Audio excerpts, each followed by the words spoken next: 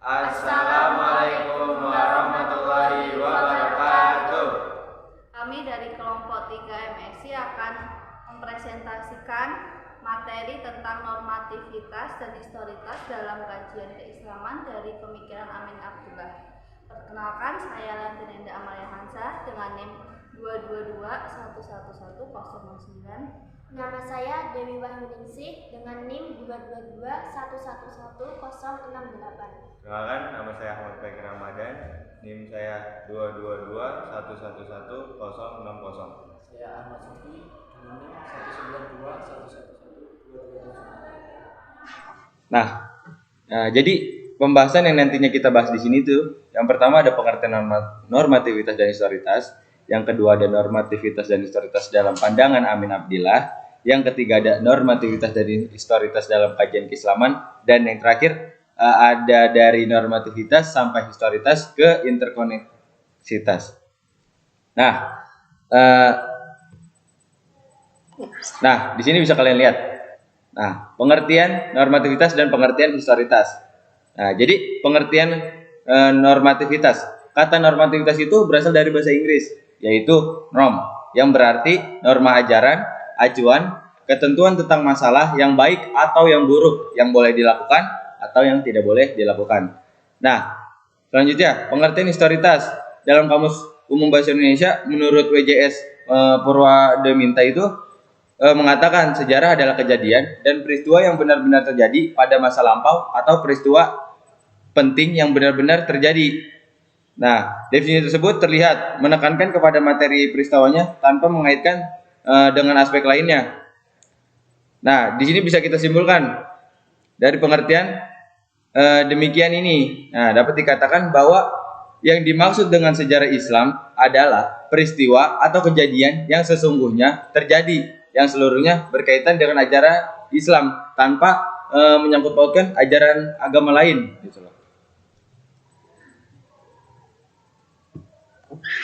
Nah, jadi di sini kita lihat, menurut Nasar Hamid Abu Zaid, Islam normatif dan historis itu dibagi menjadi tiga wilayah.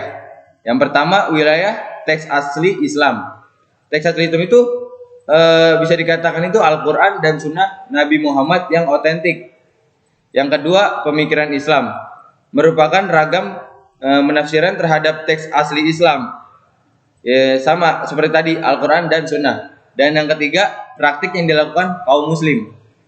Nah, normativitas dan historitas dalam pandangan Amin Abdullah.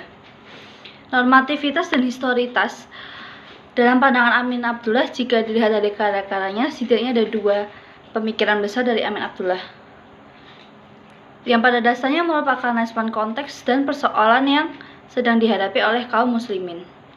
Apa saja sih pemikiran-pemikiran besar Amin Abdullah itu? Yang pertama adalah persoalan pemahaman terhadap keislaman yang selama ini dipahami sebagai dogma yang baku. Sedangkan yang kedua adalah paradigma keilmuan integratif interkonektif. Aksiologis, paradigma interkonektif menawarkan pandangan dunia manusia beragama dan ilmuwan yang baru, yang lebih terbuka, mampu membuka dialog dan kerjasama serta transparan. Sedangkan secara ontologis, hubungan antar berbagai disiplin keilmuan menjadi semakin terbuka dan cair, meskipun blok-blok dan batas-batas wilayah antar disiplin keilmuan masih tetap ada. Normativitas dan historisitas dalam kajian keislaman. Pemahaman keislaman selama ini dipahami sebagai dogma yang baku dan tidak dapat dikritik, dan dijadikan sebagai pedoman mutlak yang tidak saja mengatur tingkah laku manusia, melainkan sebagai pedoman untuk menilai dogmatika yang dimiliki orang lain. Meskipun demikian, dogmatika tersebut tidak dapat dilepaskan dari segi sejarah pembentukan dogma itu sendiri. Kecenderungan salah penafsiran terhadap norma mengakibatkan truth claim, di mana klaim mengasumsikan bahwa tidak ada kebenaran dan keselamatan manusia kecuali dalam agamanya. Di sisi lain, yang mampu menjawab tuntutan zaman, di mana yang dibutuhkan adalah kemerdekaan berpikir, kreativitas dan inovasi yang terus-menerus, dan menghindarkan keterkungkungan berpikir. Keterkungkungan berpikir itu adalah salah satu penyebabnya paradigma deduktif, di mana meyakini kebenaran tunggal, tidak berubah, dan dijadikan pedoman mutlak manusia dalam menjalankan kehidupan dan untuk menilai realitas yang ada dengan hukum baku tersebut. Dalam perspektif filsafat ilmu, setiap ilmu, baik itu ilmu alam, humaniora, sosial, agama, atau ilmu-ilmu keislaman, harus diformulasikan dan dibangun di atas teori-teori yang berdasarkan pada kerangka metodologi yang jelas. Teori-teori yang sudah ada terlebih dahulu tidak dapat dijadikan garansi kebenaran. Anomali-anomali dan pemikiran-pemikiran yang tidak kenyataannya, ilmu pengetahuan tidak tumbuh dalam kevakuman, akan tetapi selalu dipengaruhi dan tidak dapat lepas dari pengaruh cita rasa sejarah sosial dan politik. Pemikiran ini muncul dari adanya kesadaran bahwa teori-teori ilmu pengetahuan hanyalah merupakan produk hasil karya manusia. Dalam pengertian ini, penerapan filsafat ilmu pada diskusi akademik ilmu-ilmu keislaman harus dilakukan karena filsafat ilmu saling berkaitan dengan sosiologi ilmu pengetahuan. Dua cabang ilmu pengetahuan ini jarang didiskusikan dan tidak pernah dimasukkan dalam prasyarat dan wacana awal yang harus dimengerti bagi para ilmuwan muslim yang ingin terhindar dari tuduhan pembela tipe studi Islam yang hanya bersifat pengulang-ulangan, statis, disakralkan, dan dogmatik. Dari normativitas, historisitas, ke interkoneksitas. Pada umumnya, normativitas adalah ajaran wahyu yang dibangun, diramu, dibakukan, dan ditelaah lewat pendekatan doktrinal teologis. Pendekatan ini bermula dari teks yang sudah ditulis dalam kitab suci yang bersuara literalis, tekstualis, atau skriptualis. Sedangkan kajian historisitas keagamaan ditelaah lewat berbagai pendekatan keilmuan sosial keagamaan yang bersifat multi dan interdisipliner, baik lewat pendekatan historis, filosofis, psikologis, sosiologis, kultural, maupun antropologis. Sering terjadi ketegangan atau tension dari masing-masing kubu pendukung pendekatan yang dimana pihak normatif menuduh pihak historis sebagai pendekatan dan pemahaman keagamaan yang bersifat reduksionis, yakni pemahaman keagamaan yang terbatas pada aspek eksternal lahiriah dari keberagaman manusia dan kurang mendalami aspek batiniah, eksoteris, serta makna dalam moralitas yang dikandung oleh ajaran agama.